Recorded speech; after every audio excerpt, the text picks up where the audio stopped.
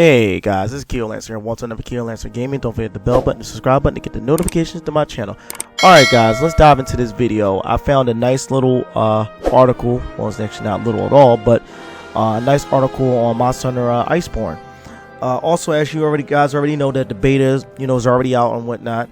I found this article like days ago and whatnot. I had to redo the video because it got corrupted.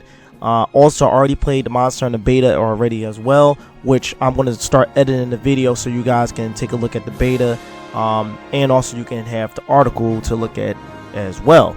But anyway, here we have it. Monster Hunter World is Capcom's best-selling game, and it's about to get even bigger. Executive Director Fujika on the game's upcoming Iceborne expansion. I hope I said his name right. Okay. And by Andrew Webster, June 19th, 2019. All right, let's dive in this Tigrix right there. Let's dive into this thing. All right. In the early 90s, Street Fighter II was everywhere. It dominated arcades and became a bestseller on home consoles like Super Nintendo. It was this overwhelming success and cultural impact that made Fuji want to work at Capcom. He got his wish a few years after Street Fighter II launch, and during his early years at the company, he witnessed yet another breakout hit with the original Resident Evil, which went on and spawned massive entertainment franchises. Fuji eventually shifted his focus to Monster Hunter franchise, which historically had been one of Japan's biggest game series, but also one that failed to garner much global attention. But that all changed with last year's Monster Hunter World, which to date has sold more than 12 million copies, making it Capcom's best-selling game of all time. To be honest, it still doesn't feel like it's real. It's real. Fuji told The Verge last week at E3 in Los Angeles. The fact that all these years later, I've made this game that goes beyond all of those at some level, it feels unreal to me. I first played Monster Hunter on the PS2. I seen Monster Hunter, like, I want to say I was in middle school, maybe going to high school during the time. I've seen it in Game Informer magazine. It had got a 5.5. They said the game was very repetitive, and the game was very, very hard to get into.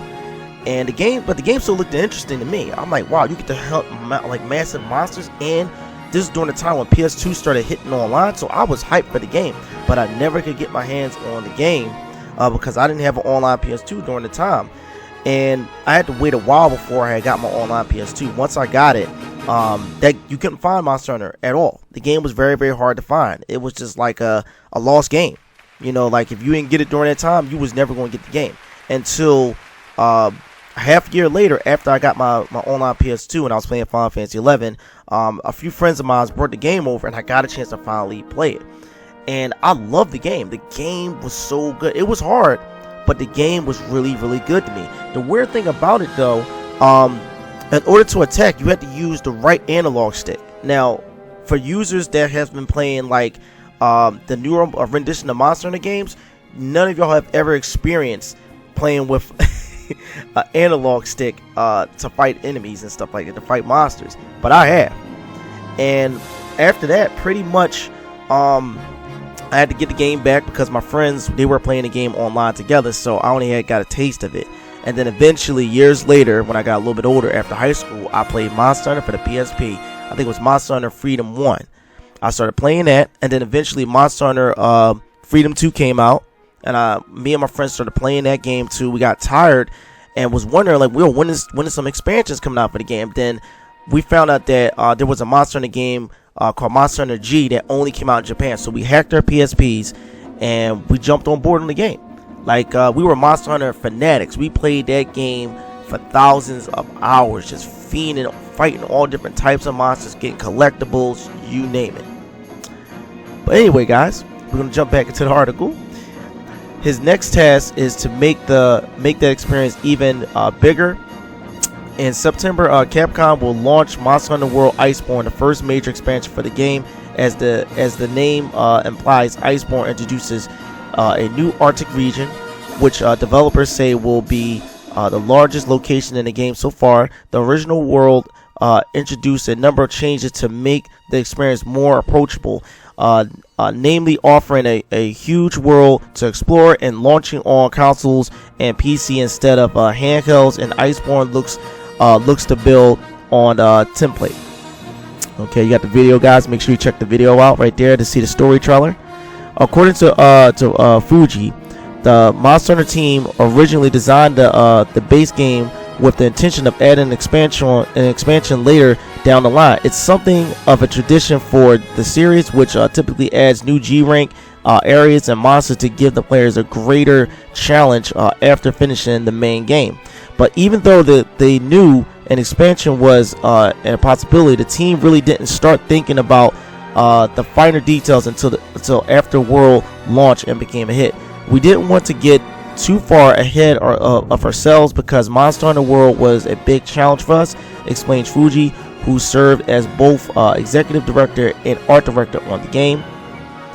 When it came to the plan out the expansion, an Arctic region made sense for a few reasons.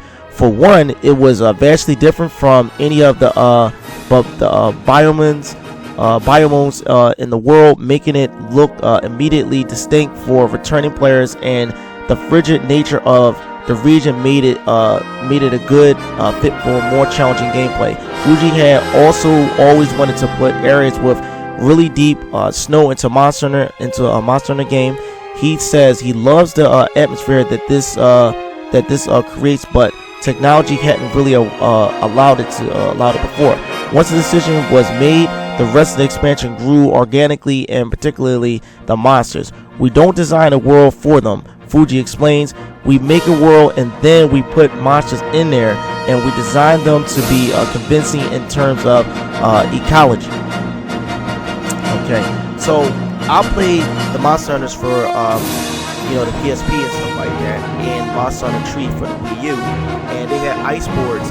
But the thing is, like, with the ice boards, they seem kind of bland, seem kind of dry. I mean, they look cool and everything, but the technology wasn't there. I have to admit, the technology wasn't there. Rolling on the ground, you didn't have snow flooding off you and stuff like that. You just had like little minor things like that you really couldn't tell. And the same thing with Monster Hunter for the Wii U. You really couldn't tell the distinctive look of the snow on that game at all. That's how you can tell technology has came a long way. Alright. Iceborne features a number of new beasts, including a gigantic horned creature called Bambaro, and a snake-like monstrosity called Betatudas, which tunnels underneath the snow for surprise attacks, with a world's holistic approach to design. New monsters mean more gear. Since everything you can craft in the game comes from monsters you hunt, the introduction of the new beasts means new winter-themed armor and weapons to go along with them. There are even some adorable new outfits for your cat, like a Pelago companion, including one armor set that looks like a puppy snowboarding gear. Gameplay-wise, perhaps the biggest addition is a new grappling hook tool that lets you latch onto giant enemies. You can then cling to their bodies and attack as if you were playing Shadows of Colossus. Shadows of Colossus is a good game. They did a remake of the game that was on PS4. Don't forget to check that game out, guys. That game is a fantastic game. And also the new gear, as they're explaining in the article, is called the Clutch Claw, guys, like a Batman grappling hook. There's also a number of changes based on feedback from players. Iceborne will feature new 2-player hunting options, as well as difficulty level that will scale to compress to the number of people in your party. So if someone has to leave early, the monsters won't be too hard to take down. One of the most impressive things about the original was its massive city-like home base, which felt like a real live in place. But it was also perhaps too huge. Yes, I agree, it was too huge. Players complained it took forever to run errands between hunts. Iceborne will cultivate this with a smaller, more condensed camp, but one that still feels approachable to the game. It still fits with the storyline because you've only just arrived at this new frontier and it's cold, says Fuji. So it's natural to start off with a small base. Logically makes sense. Iceborne is launching September 6th on consoles with PC version due this winter. For brand new players, it'll also be available as a bundle with the original Monster Hunter World. A beta for the PS4 users launches this Friday, which the Friday that passed, guys. So the beta should be shut down to I think yesterday or today. It'll be the latest release in the growing for Capcom's which started with Resident Evil 7 and continued games like DLC 5. Fuji says that there's a real sense of collaboration at the company that's led to this golden period where the various of game teams share ideals and technology. When I spoke to director Itsuna earlier this year, for instance, he said he played a lot of World to pull ideals from. When I told Fuji about this, he sounded both flattered and surprised, saying, I guess Itsuna could have come and spoken to us. But beyond that, the expansion is also the latest step for Monster Hunter as a franchise and its continued quest for global domination. Soon will even be a live-action Hollywood movie. It's difficult to say when we achieved our mission, says Fuji, of the game's success, because that would make it seem like the job is done. And I have to agree, the job is not done with Monster Hunter. Monster Hunter can keep on going on, and I'll keep throwing my money at Monster Hunter. As for this movie, pretty much they're using the same woman from the Resident Evil movie series. I'm not a big fan of hers. The only Resident Evil movie I really liked was the first one. The other ones was just garbage to me.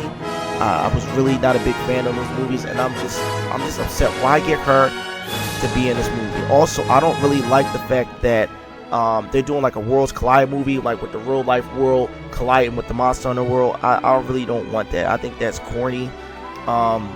People have been saying small good things about it, but guess what? I'll see it with my own eyes. I have no choice to probably see this movie to see how it turns out. I probably might go by myself, and maybe some of my brothers might come with me. But automatically, I'm going into this movie I'm just not going to be impressed with this movie. But anyway, guys, that about wraps it up. Don't forget the bell button, the subscribe button to get the notifications to my channel. And I will be posting up the Monster Hunter beta video for Iceborne, so you guys get to check that out. It's my friend Dev, and it's my younger brother DX Strike. We'll be facing off against many of different monsters. Well, probably not that many monsters on the beta, but I also, don't quote me on this, I also heard that they're supposed to be putting the beta back up in July, I think. Don't quote me on that. I'm going to do some homework on that. I just heard talks about that. But anyway, guys, this is Keel Lancer, and we got more.